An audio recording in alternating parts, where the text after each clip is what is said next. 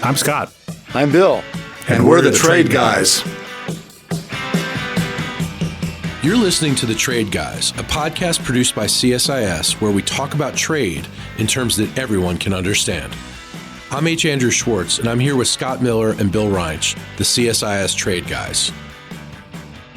Coming up on this episode of The Trade Guys, we'll clear up any confusion about Chinese EVs and solar panels and tariff exemptions on certain solar products, all on the next episode of The Trade Guys.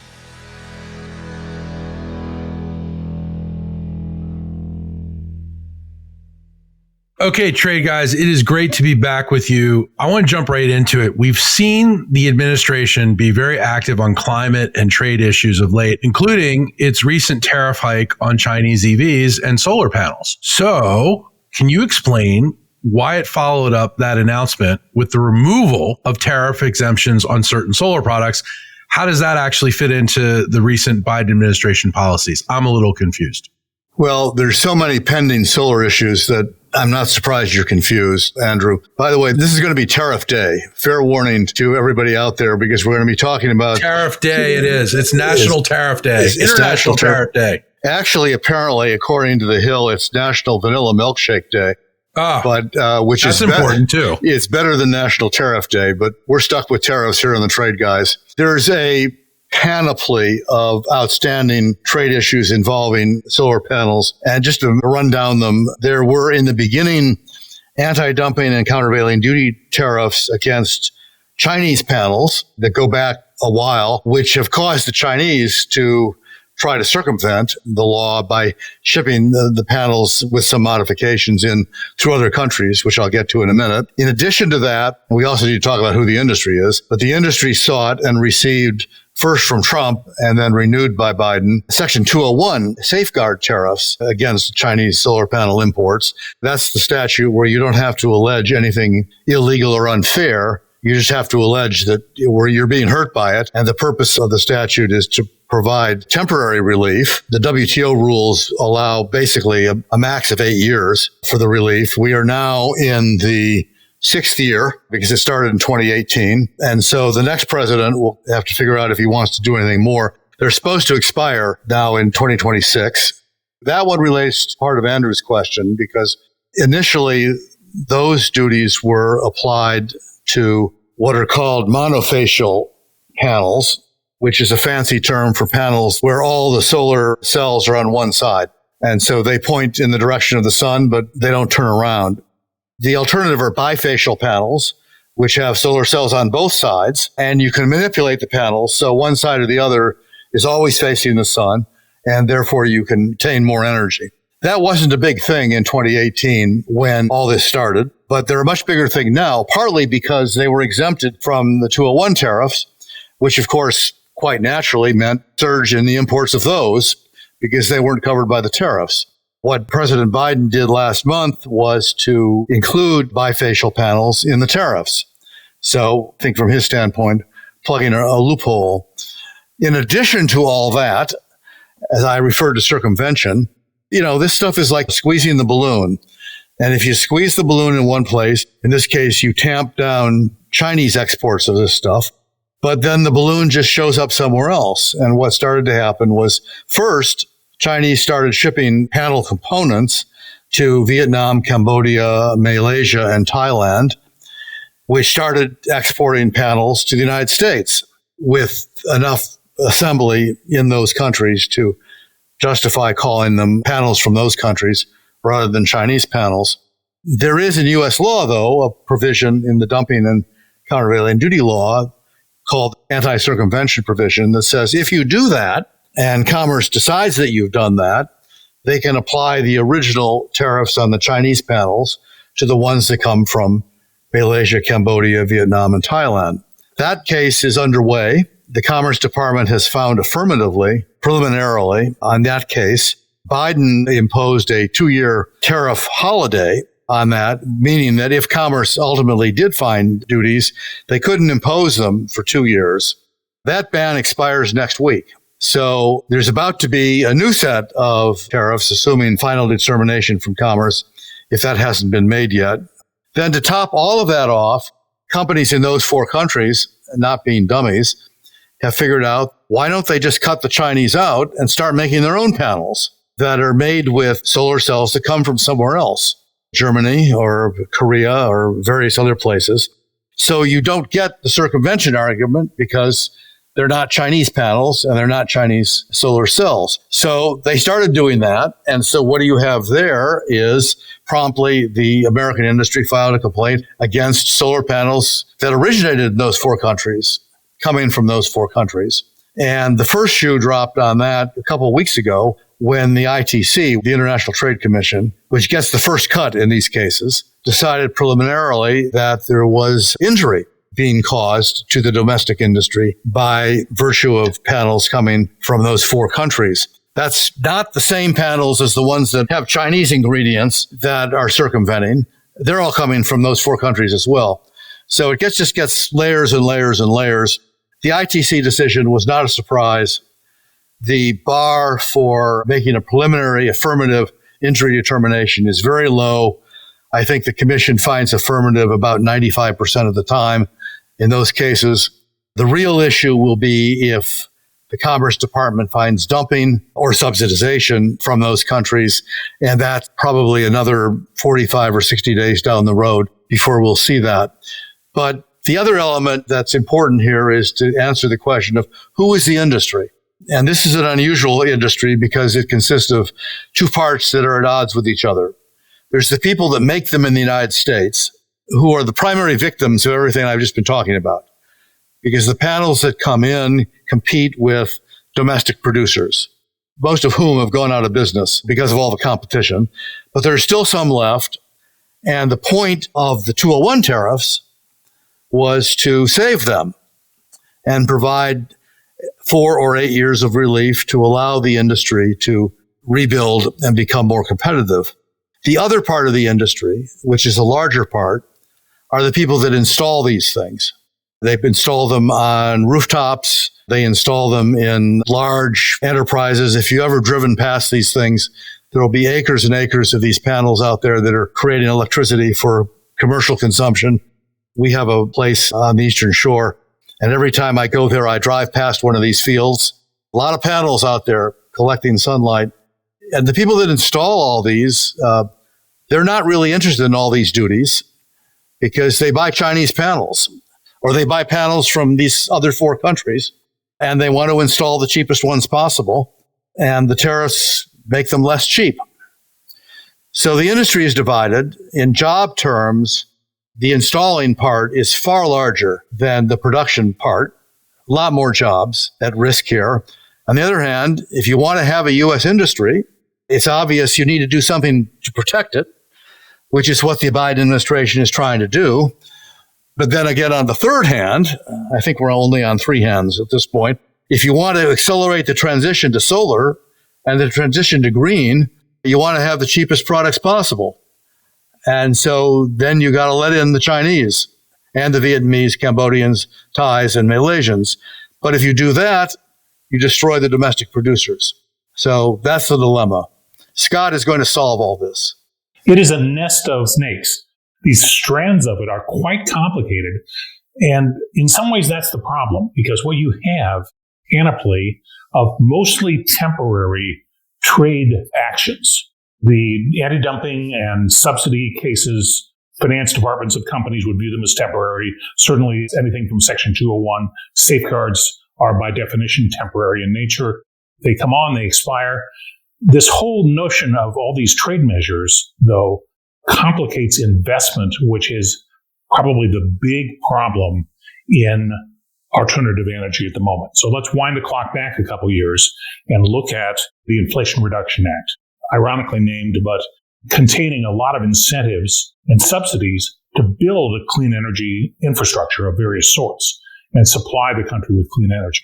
That was approved by the Congress, signed by the president, implemented, and was intended to create more renewable energy sources on the ground in the United States. That all makes sense. However, what we've learned is investment in alternative energy as a sector is highly sensitive to interest rates when it comes to rate of return. So when the Inflation Reduction Act was passed, Federal Reserve was close to the zero bound. Interest rates were very low. They've moved up substantially since then. The first casualty, frankly, was the offshore wind industry. Most offshore wind projects looked pretty good in the early days of low interest rates. As interest rates rose to their current levels, almost every single East Coast offshore wind project has either been postponed or canceled. So that gives you an idea of the sensitivity and the degree to which renewable investment doesn't like uncertainty. Interest rate uncertainty killed the offshore wind. What's happening in the land-based industry, where all these panels might be installed, is these temporary trade measures give investors less and less confidence about the return on their investment because they can't predict the outcome of all these cases. So what's an investor do? Usually sits on the sidelines. So ultimately, I think the big problem, and Bill makes a very good point about there's a lot more installers than there are panel builders, and so figuring out who the industry is some of the things that the government has to sort out. But as I see it, the core issue here is with lack of predictability on the trade measures side, investors are going to sit on the sidelines. We're not going to build the infrastructure and the supply that was intended in the first place. You can kind of either build alternative energy infrastructure or you can be tough on China, but doing both at the same time is really hard. The sad thing about this is that we kind of dropped the ball on this in some respects. If we were going to save this industry, the domestic producers, that is, we should have started some of these measures a long time ago, and we didn't. And so here we are now in the situation that Scott just described. Pressure to let more of these things in to accelerate the green transition at the expense of the producers. There aren't that many producers left. They're fighting valiantly. The administration wants to save them. And in a way, the policy question is kind of, is it too late? I mean, if it's too late, it's our bad. It's something that we probably could have done something about and didn't. But here we are. Is it possible at this point to construct a domestic industry that's going to be competitive with foreign producers? I don't know. I mean, the only way to, I guess, find out is get rid of the tariffs. Some of them are temporary, as Scott said. The dumping and countervailing duty ones may not be, because the way that law works, they have to be reviewed at a minimum every 5 years, because if they're not, they sunset by law. But they keep getting examined. But if the government comes to the same conclusion, i.e., there's still dumping going on, or they're still benefiting from subsidies, and if the ITC concludes the domestics are still being injured, then they get continued. And there's some, these duties that have been in effect for 40 years, not on solar panels, but in some other areas. They do come up for review, but some of them tend to last a very long time. Well, let me just thank the Congress for adopting Vanilla Milkshake Day. And let me point out that vanilla milkshakes exist because of free trade. Vanilla bean is a product of, I think, Madagascar and some other African nations near the equator. And there would be no vanilla in the United States were it not for imports of vanilla bean. It comes in fairly certain duty-free, which is a good story for free trade. And I myself love a good vanilla milkshake. I'm more inclined to go with strawberry myself, which I can say can be a wholly domestic process because we do grow strawberries in the United States, just not vanilla. But this does remind me, when I teach this stuff, we do a supply chain unit. And of course, I've got the slide on the Boeing supply chain and a slide on the automobile supply chain that uses a chassis of a Chevy Equinox, I believe, as the example of how complicated the supply chain is. But then just to demonstrate that, people always think the supply chain, it's all these sophisticated manufacturing complex products. I actually have a slide of the Nutella supply chain. And it turns out there is a Nutella supply chain, which is very complicated. Oh, yes. Hazelnuts are a very specific crop. Yes.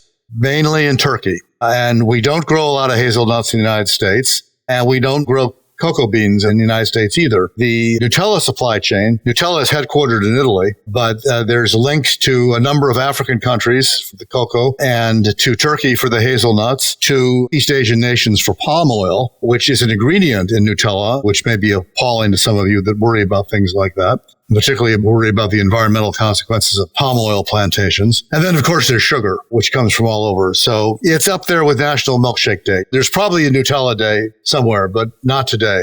I like a mint chocolate chip milkshake. There you go. That would be good. That's a really good Your day milkshake. will come because it's a delicious milkshake. It's very good, yes, but I go with strawberry. Okay, I don't want to like get off the milkshake thing totally, but let's switch to the ongoing ITC and Commerce Department investigations. Why are they important and what should we expect from them? Well, they're important, I think, in deciding whether or not you want to save this industry or not. We've talked about that. It's a complicated question. My colleague Emily Benson and I did a point-counterpoint on this actually a couple of years ago before there were this many cases when it was simpler.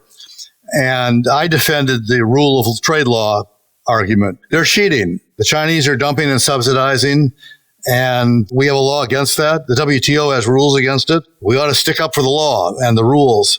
And Emily took the environmental side and argued, no. Green transition is important. We need to move away from fossil fuels. We need to move into renewables. And this is one good way to do it. And we don't need to insist on the letter of the law in order to facilitate the transition. And so it was a nice point-counterpoint. We ended up disagreeing. And I think we still disagree. And that's why this case is complicated. There's good arguments on both sides. In today's case, we have not just the US ITC involved in unfair trade allegations, but we have the Europeans who have made unfair trade allegations against Chinese for their low-cost battery electric cars and vehicle imported into the European Union. So we have new tariffs from the European Commission. As Bill's mentioned in past programs, there have been tariffs on Chinese vehicles of all sorts, electric and internal combustion, since the Trump era Section 301 tariffs were levied. So it's a separate project here in the United States. There are not many Chinese vehicles on the streets here because of the 301 tariffs. Europe has now taken an action against low-cost EVs from China into Europe. Which raises a number of questions. The European tariffs, because they're using a different statute than we are, they're using their dumping and subsidy statute, which is a lot like ours in many respects. And what they came out with was a provisional finding, which is what we do. So there will be an adjustment later on. And one of the things that the companies that are affected can do is go into the EU and argue that their tariff should be lower. And I think some of them are going to do that. The highest tariff was 38.1%. And there were some, I think the BYD one was 17%. One of the questions in Europe has been, is that high enough? The answer to that question first is, depends on what you're trying to do. And the European Commission was clear in its statement on this that says, we're not trying to keep them out of the market. We're trying to ensure that they're not dumped or subsidized and that the playing field is level and that these tariffs are intended to reflect the amount of the subsidy or the amount of dumping, which is the way the law is supposed to work. They've got that right. People who analyze the industry are inclined to say the price gap between Chinese electric vehicles and the European product produced in Europe is so great that even a tariff of 38.1% isn't going to be enough to knock the Chinese out of the market. The European Commission's response is, that's okay. We weren't trying to knock them out of the market. We're trying to level the playing field. We'll see what happens on that. But what we're already seeing is the same squeezing the balloon phenomenon that we talked about in the solar context. So what is happening? BYD has announced they're going to build a plant in Hungary. They won't be Chinese EVs. They'll be Hungarian BYDs. Hungary is in the EU. Hungary's welcoming this plant and is not too excited about the tariffs. Or other Chinese companies are thinking about putting plants also in Europe to overcome the tariffs. And at the same time, the same conversation is going on with the same companies about plants in Mexico to get around the Biden tariff. Now, Biden used a different statute. He used 301, which allowed him to produce a tariff that doesn't have anything to do with the amount of subsidy. So it's 100%. I guess technically it's 102.5% because there's a normal 2.5% tariff. The loophole there, which has not yet been plugged, but I'm sure will be, is that if the Chinese go to Mexico and build an EV in Mexico, it probably won't qualify for the tax credits, the U.S. Inflation Reduction Act tax credits, because they'll probably be using a Chinese battery. It may not qualify for the USMCA tariff-free treatment because it probably won't have enough North American content. But if it's got 51% Mexican content. It qualifies as a Mexican car. Yeah, it's MFN at 2.5%. Exactly. It's MFN at 2.5%. And that's a price gap that they can overcome. So you've already seen calls in Congress to plug that hole by imposing probably 100% tariff on Mexican EVs in addition to Chinese EVs. That's a theoretical problem today. They're not doing that. And those plants are not, I think, even under construction at this point. But it's coming. And then we'll see how quickly, if at all, the Biden administration acts on it. Well, I know this is a podcast called The Trade Guys, and I know we talk about geopolitics on occasion, but I'd like to step away from both trade policy and geopolitics and talk about where the innovation in electric vehicles is happening and how we might benefit or cut ourselves off from it with these decisions. And I want to refer to the IEA report, International Energy Agency's very thorough analysis of the electric vehicle market. And they note the following. First, the big challenge worldwide is affordability for these vehicles. The locus of the consumer and the sales is in China. So there's roughly 80 million passenger vehicles, cars and light trucks sold worldwide. Of that 80 million, 14 million were battery electric vehicles. So that's, we'll call it 18%. And of those 14 million electric vehicles, 8.5 million or 60% were sold in China. The consumers for electric vehicles are in China. That's the biggest lump. Not surprisingly, China has become the motor city for electric vehicles. That's where the cars are being built. That's where the problems are being solved. That's where the innovation's happening on the factory floor, at suppliers, all throughout the production networks. And as a result, the Chinese manufacturers have figured out how to deliver a vehicle with roughly the same features at roughly the same cost as an internal combustion engine vehicle. The United States and other markets are nowhere close to that. The report IEA points out that in the United States, the least expensive battery electric vehicle is the Nissan Leaf, relatively old technology, but it's about a $30,000 vehicle. But an internal combustion engine vehicle with the same size and rough specifications would cost somewhere in the 20s. So the Leaf, despite being low priced relative to other offerings, is more expensive than its internal combustion counterpart. The only place that problem of affordability versus internal combustion cars has been solved is China. By blocking Chinese vehicles from the market, we're missing out on that innovation and the competitive pressure that comes with it. And the risk is, over the long haul, that electric vehicles become a niche, become something they're large and expensive and found in affluent neighborhoods where families own multiple vehicles, and throw in the fact that moderate temperatures in the winter also have an effect on whether people buy these cars or not. So if you don't want the thing to turn into a niche, you got to deal with affordability. That's the IEA's starting point. And China has managed to do that because that's where the customers are. So as we think through the trade issues and what's unfair and what's not, and we think through the geopolitical issues, it's important that if we actually are serious about an energy transition and a transition to affordable electric vehicles, we probably need the know-how that's being created in China right now. Just a thought. That's a really interesting approach. It fits in with what I've been thinking about this, which has to do with the demand side of the equation. If 100% tariff will probably keep the Chinese EVs out of the country, which Scott has said would not be a good thing. But the question then is, does that effectively tamp down domestic demand? If people don't want to buy the product because they're too expensive, we get into this kind of destructive loop. I mean, the point of the tariff, I think, from Biden's point of view, is to save American jobs in the American automobile industry, which happens to be in some states that are pretty critical in the forthcoming election, beginning with Michigan, although it's not the only one. So we're trying to save jobs. On the other hand, if the consequence of saving jobs is to produce cars that are expensive that nobody wants, are we really saving the jobs? Well, yeah, but on the other side of all this, in addition to the jobs issue that's very real, is any politician these days isn't going to want the optics of having the American market flooded with Chinese EVs. It's just simple math. Let me suggest to our listeners that they Google something called the Electrify Expo. Electrify Expo. This is a trade show, basically open to the public, that's touring major American cities. Last month, it was in Long Beach, California.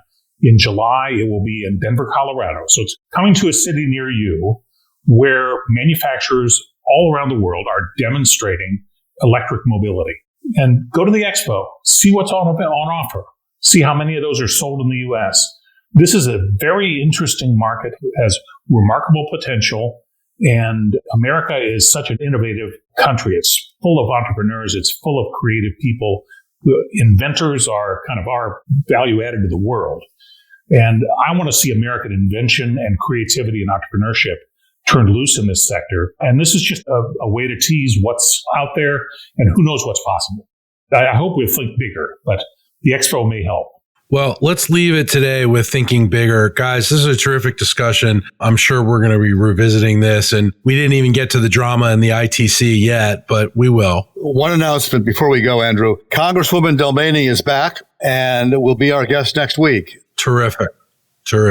We keep trying. So fingers crossed on that one. Fingers crossed. All right, guys. Appreciate it. Thanks.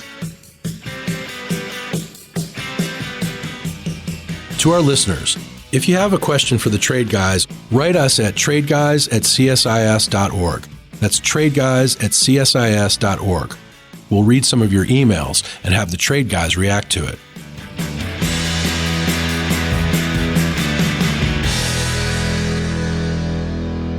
You've been listening to The Trade Guys, a CSIS podcast.